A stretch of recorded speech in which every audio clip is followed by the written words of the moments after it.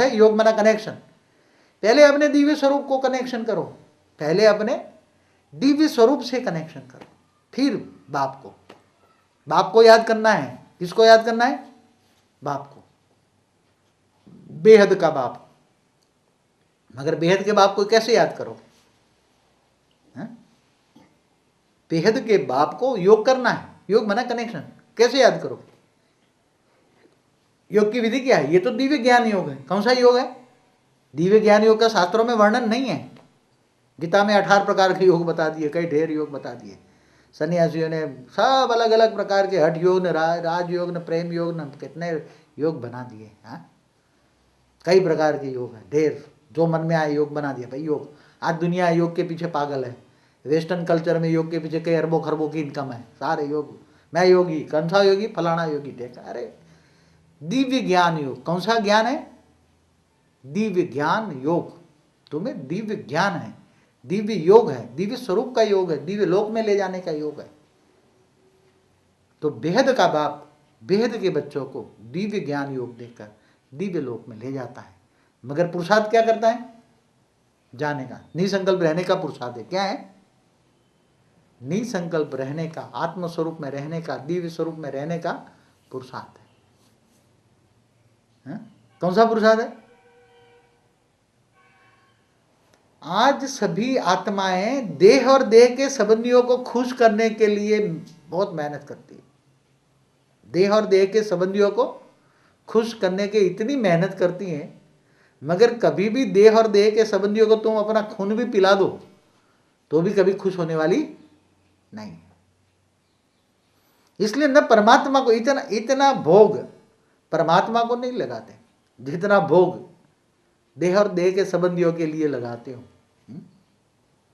सब कुछ देह और देह के संबंधियों के लिए लुटाते हैं, मगर विश्व कल्याण के लिए, जन कल्याण के लिए, सुप्रीम फादर के लिए, परम पिता को याद करने के लिए टाइम नहीं है। न तन है, न मन है, न धन है। क्या है? क्या कह रहे? तन मन धन सब कुछ तेरा। यहां आप क्या कह रहे आत्माएं? तन मन धन सब कुछ मेरा, क्या लागे तेरा। परमात्मा को क्या कहते? तन मन धन सब कुछ मेरा, क्या लागे तेरा। उल्टा हो गया। इसलिए जब बेहद का बाप आता है, ये दुनिया की हालत देखकर खुद भी दुखी होता है, खुद दर्द होता है। न चाहते हुए भी बहुत दर्द होता है। चाहता है कि दुनिया को एक सेकंड में बदल दूं, मगर बीज के बिना वो बदल नहीं पाता। न चाहते हुए भी सब देखकर भी साक्षी दृष्टा बन जाता है। क्या बन जाता है? साक्षी दृष्टा। क्योंकि उसको बदलने के लिए जो बीज चाहिए, वो बीज के बिना वो बदल नहीं सकता। इसलिए भक्ति और ज्ञान में क्या अंतर है? भक्ति माना घोर अंधेरा, भक्ति माना घोर अंधेरा, और ज्ञान माना, वेद माना ज्ञान, ज्ञान माना दिव्य प्रकाश, आत्म स्वरूप का ज्ञान, दिव्य स्वरूप का ज्ञान, दिव्य लोक का ज्ञान। इसलिए जब ज्ञान हो जाए तब वैराग आएगा। वैराग आएगा तो मन बुद्धि यहाँ लगेगी नहीं। यहाँ से हमेशा भागने की कोशिश करेंगे आत्मा, हमेशा चलो दिव्य लोक में चलो, दिव्य स्वरूप में चलो, दिव्य बुद्धि में चलो। न चाहते हुए भी आत्मा देह और देह के संबंधियों से मन मुटाव करके भी नहीं कोशिश करेगी, मैं अकेला ही चलूँ, अकेला ही चलूँ। मन शांत नहीं रहेगा, किसी के साथ वाद विवाद में भी आना कोशिश नहीं करेगा। आत्मस्वरूप बनकर हमेशा दिव्य स्वरूप में रहने की कोशिश करेगा आत्मा। आत्मा सो फिर परमात्मा बन जाएगी। अब न चाहते हुए भी आत्मा परमात्मा बन जाएगी। हर कोई बात जो दुनिया के अंदर जो एबनॉर्मल देख रहे हो, जैसे नोस्ट्राडामस ने बात बताई, तो नोस्ट्राडामस एक गोले के अंदर देख के वो लिख रहा था। ये गोला था ना उसके पास, उसमें वो हाइलाइट होती दिखता था। तो वो गोले के अंदर सीन जो दिखा रहा था, वो कौन दिखा रहा था? वो एक उसके पास भूत माना आत्मा थी। वो आत्मा उसको दिखाकर दुनिया को मैसेज देना चाहती थी कि ये साल में ये होगा, ये साल में ये होगा, ये साल में ये होगा, क्योंकि उसकी जो आत्मा, नोस्ट्राडामस के पास जो आत्मा लिखवाना चाहती थी, जैसे व्यास मुनि ने कैसे महाभारत लिखी, व्यास मुनि ने महाभारत कैसे लिखी? क्या व्यास मुनि देखने गया था महाभारत? उसको दिव्य दृष्टि थी। रामायण वाल्मीकि ऋषि ने रामायण कैसे लिखी? दिव्य दृष्टि से लिखी। दिव्य दृष्टि से लिखी। कैसे लिखी? दिव्य दृष्टि से। तो ये पुराण वेद उपनिषद जो भी लिखे हैं शास्त्रों में, किसने, जो बड़े बड़े ऊपर ऋषि मुनि हैं, उन्होंने रेज मार के वो आत्माओं से लिखवा है, तू ये लिख, ये लिख, तो पूरी हिस्ट्री। तो ऐसी तरह नोस्ट्राडामस के पास वो गोले में देख रहा था, तो गोले के अंदर जो हाईलाइट्स करा के आगे आने वाले फ्यूचर क्या होने वाला, ये सब उसने, वो एक आत्मा थी, उसने दिखाया। और नोस्ट्राडामस लिखता गया, मगर उसको डर, वहाँ के राजाओं का इतना डर था, कि वो अंत तक उसने बाहर एक्सपोज नहीं कर पाया, नहीं तो उसको मार डालते ना। इसलिए बेचारे ने बंद करके कब बोलता गया कि जब तक मैं मर ना जाऊं ये खोलना नहीं। तो हर कोई, जैसे कई आत्माएं, आप परलोक पुनर्जन्म पढ़ोगे, जो अपने बुक है, जो ये गोरखपुर में गीता प्रेस में मिलती है, परलोक पुनर्जन्म में लिखा है, कई आत्माएं पूरे कल्प की हैं। पूरे कल्प माना कितना? 8 अरब 64 करोड़ साल की आयु है। कितना? कौन सा ऋषि हुआ याद नहीं है, मगर एक ऋषि की आयु ब्रह्मा के 15 दिन। कितने? ब्रह्मा के 15 दिन। कोई आत्मा, कई आत्मा 3000 साल पुरानी, कई आत्माएं 3000 साल पुरानी, कई आत्मा 5000 साल पुरानी, कोई कल्प पहले की आत्माएं। तो ये आत्माएं बची क्यों? कल्प प्रलय हुआ तो विनाश नहीं, ऊपर चली गई, फिर नीचे आ गए। तो ये आत्माएं आज जो भी आप डिस्कवरी में हंटेड हाउस में जो दिखा रहे हैं, आप देखना डिस्कवरी में हंटेड हाउस में, कि घर घर में जो भूत प्रेत बैठे हुए हैं, ये भूत प्रेत क्यों बैठे हैं? ऊपर में भी आत्मा है, भूलोक बुबुरुलोक में भी आत्मा है। आप कोई आत्माराम पटेल ने एक बुक लिखी है कि उसके अंदर इसका एक कोई दोस्त था, बहुत मर गया, बहुत आध्यात्मिक था, तो मरने के बाद उसने ऊपर की दुनिया जो देखी, फिर एक दोस्त में प्रवेश करके आत्माराम पटेल ने जो प्रश्न पूछा, वो बुक अमेरिका में लिखी उसने, और वो सारे प्रश्नों का जवाब उसने दिया। कई आत्माएं ग्रह तक जाती है, मंगल तक जाती हैं, सब काफ़ी अच्छी बातें बताई हैं। आत्मा तो नष्टो मोहा, जब आत्माएं बनती है तो उसके अंदर मोह न रहने के कारण आत्माएं ऊपर जाती हैं। आज आप देख रहे हैं कि बड़े बड़े जो तांत्रिक बैठे हैं, आपको हर कोई काम की गारंटी, 151% गारंटी, मैं ये कर दूंगा, आओ तुम, जो भी प्रॉब्लम तुम्हारे सॉल्व कर दूंगा, गारंटी के साथ। और कईयों का होता भी है। फिर बड़े बड़े जो जादूगर होते हैं, बड़े बड़े जादूगर क्या करते हैं? कौन सी विद्या सीखते हैं? जादूगरों के पास वशीकरण की विद्या होती है। क्या होती है? वशीकरण की विद्या होती है। वो वशीकरण की विद्या कहाँ से आती है? तो वो भी सूक्ष्म के अंदर उनके पास कई आत्माएं हेल्प करती है, कई आत्माएं उनको हेल्प करती है, और कई आत्मा जब हेल्प करती हैं तो उसका ये काम आत्माएं कर देती हैं, मगर उनको फिर काली चौदस के दिन उसको भोग लगाना पड़ता है। उन आत्माओं को क्या पालना पड़ता है। इन आत्माओं की पालना ना करो। जब ये होम हवन करते हैं, आप चाहे सतोप्रधान आत्माएं बुलाते हैं देवताओं का, 33 करोड़ देवताओं का हवन करो, जब ये हवन करते हैं, नवचंडी करते हैं या कोई भी हवन करते हैं, तो कौन? आत्माओं को बुलाते हैं, फिर ब्रह्मा विष्णु शंकर को बुलाते हैं। देवता आकर क्या करते हैं? है ही नहीं तो कहाँ से आएंगे? भूत आएंगे, सब अलग अलग देवी देवताओं का रूप धारण करके सारे भूत आएंगे, और भूत तुम्हारा जो हवन में जो धुआं निकलता है वो सूंघ लेंगे। समझ में आया? तो तांत्रिकों के पास आत्माएं हैं, वो आत्माओं की पालते हैं। काली चौदस के दिन आत्माओं की पालना करते हैं, और आत्माओं पालते हैं। कई आत्माओं के पास ज़्यादा होता है, तो वो तुम्हारे पास कोई भूत आ गया, प्रेत आ गया, तो वो भूत प्रेत को पकड़ के फिर अपने कंट्रोल में कर लेते हैं। फिर थोड़े टाइम के बाद वो छोड़ देते हैं, उससे काम कराते हैं। कहीं भी जाते हैं, काशी करवट लगाते हैं, या कहीं भी जाते हैं, आज कहीं भी आत्माओं की सदगति करने के लिए जाते हैं, मगर आत्माओं की सदगति कभी कर्मों का हिसाब किताब के बिना आत्माओं की सदगति हो ही नहीं सकती। तो बड़े बड़े जादू भी क्या करते हैं? जब जादू ये करते हैं तो पूरी कई आत्माएं इनके साथ होती है, तो वो ये आत्माएं सूक्ष्म के अंदर वो जो कहेगा वो ही उसको दिखाई देगा। वो हिप्नोटाइज करती है। क्या करती है? जादूगरों के पास हिप्नोटिज्म की वशीकरण विद्या होती है, मगर उनके पास ये आत्माएं होती है। चाहे कोई भी दुनिया का बड़ा, बिना आत्माओं की हेल्प, बिना भूतों की हेल्प कोई कुछ भी नहीं कर सकता। समझ गए? चाहे कोई बोले गाड़ी रोक दी उसने, खींच के आपने शेरी पर से, वो तो आत्माएं सब, उनके साथ आत्माएं उसको प्रसिद्ध कर वो आत्माएं प्रसिद्ध करना चाहती है, इसलिए ये एबनॉर्मल काम होता है। अभी आप टीवी चैनलों में अभी क्या आप टीवी चैनलों में देख रहे हैं? क्या देख रहे हैं? हाथ से भजिया चल रहा है, यहाँ से दांत के बांध कर रस्सी से गाड़ी खींच रहा है, ट्रक खींच रहा है, बाल से खींच रहा है, कुछ ना कुछ एबनॉर्मल बातें कर रहे हैं। बहुत एबनॉर्मल बातें टीवी में आ रही है सब। तो ये एबनॉर्मल काम कौन कर सकता है? कोई मनुष्य आत्मा तो नहीं कर सकता, कोई भी नहीं कर सकता। उसके साथ जरूर कोई ना कई ऐसी आत्माएं काम कर रही हैं, भूत, जिनको हम 3 तत्व वाली आत्माओं को भूत कहते हैं। ये भूत जहां जहां भी भूत काम कर रहे हैं वहां एबनॉर्मल काम होता है, हर कोई प्रकार का।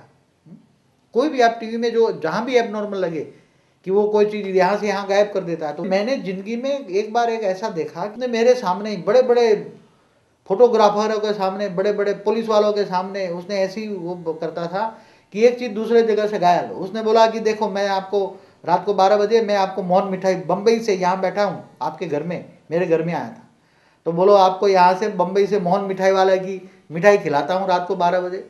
मैंने बोला हाँ कैसे खिलाएगा, जो आप चाहो। तो मेरे सामने ये एक मंत्र पड़ा, यहाँ थाली रखी, उस पर रुमाल डाल दिया और उसने मोहन मिठाई वाले का, बम्बे वाले का पैकेट यहाँ आ गया 1 सेकंड के अंदर। मैंने बोला कैसे? फिर बाद में उसने बताया कि हमने आत्माओं की साधना की है, तो उसके लॉक एंड की में रात में से 12 बजे लॉक एंड की में से बोले आपके जो बड़े बड़े स्मगलर है, इनके जो स्मगलरों के में जो बिस्किट, सोने के बिस्किट होता है वो भी मैं निकाल सकता हूँ। आप जो कहो तुम्हारे लॉक एंड की से तुम्हारे घर से निकाल दूँ, दूसरों का निकाल दूँ, जो चाहो निकाल दूँ। तो उन्होंने आत्माएं पाल रखी थी।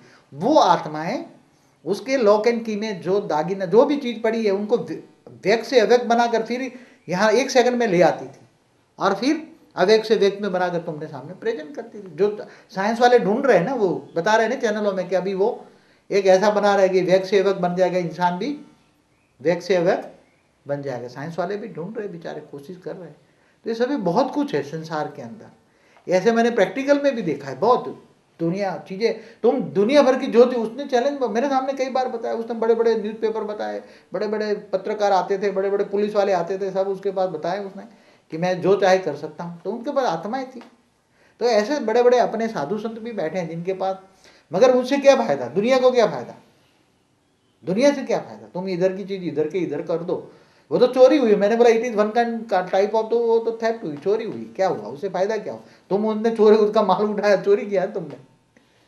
ऐसी शक्तियों से क्या दो? तुम विश्व परिवर्तन की शक्ति बताओ, तुम किसी को बदल दो, ऐसी शक्ति बताओ। मगर इनके पास विश्व परिवर्तन की शक्ति नहीं होती। अभी आप भारत के शास्त्रों को पढ़ो, उसमें परलोक पुनर्जन्म बहुत अच्छी बुक है। परलोक पुनर्जन्म की बुक के अंदर अगर गहराई से पढ़ो तो आत्माएं, मतलब भूत प्रेत आत्माएं क्या से क्या कर सकती, बहुत कुछ कर सकती हैं। कोई चीज इधर से इधर, इधर से इधर ले जा सकती है। कोई भी चीज को तुम जो चाहो वो कर सकता है। जैसे आप मुसलमान लोग नहीं बताते, जिन जिन याद करो, जिन हाजिर हो गया, आप जो करना चाहो उसे करा सकते हैं। तो ये चीज जो भूत प्रेत सभी जो है, ऊपर में भी 3 तत्व वाली आत्मा है, वो एक दूसरे को नहीं देखते। आप वो उसके यहाँ लाइन लगी है, वो यहाँ से हाथ रखता है, ठीक हो जाता है। ये बिना ऑपरेशन करता है, क्या ठीक हो जाते हैं, वो बाहर निकालते हैं अंदर। आप कई बार टीवी में देखते होंगे तो बड़े बड़े मुसलमान औलिया पीर बताते हैं कि भाई वो बिना ऑपरेशन उसका वो निकाल दिया, क्या पथरी निकाल दी, यहाँ पथरी है, पथरी निकाल दी, ये कर दी, ये कर दी, बहुत दिखाते टीवी में। तो ये सब कौन कर सकता है? बिना ऑपरेशन तुम्हारी पथरी निकालना, ये करना। तो ये सब भूत प्रेत तुम्हारे जो चाहे, तुम्हारी बॉडी में से जो चाहे 1 सेकंड में निकाल के तुम्हें कर सकते हैं।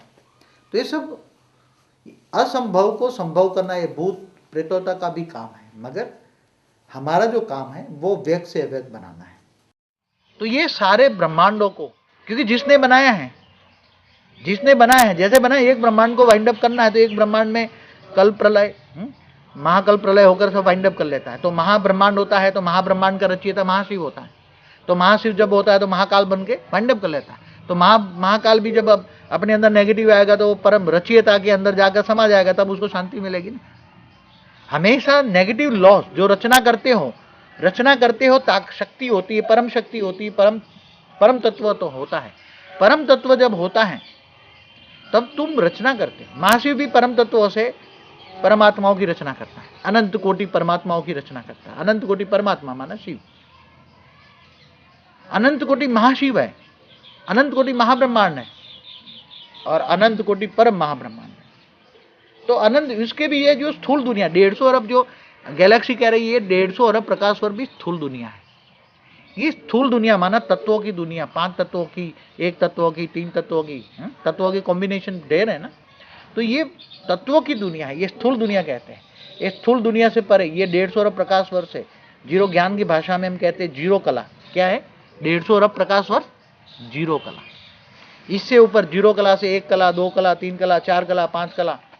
तो सूक्ष्म वतन, तुम्हें जाना कहाँ है? हमें सबको वाइंड अप करके पूरे 150 अरब प्रकाश वर्ष जो व्यक्त दुनिया है, व्यक्त माना तत्वों की दुनिया, इनको परम तत्वों में परिवर्तन करना है।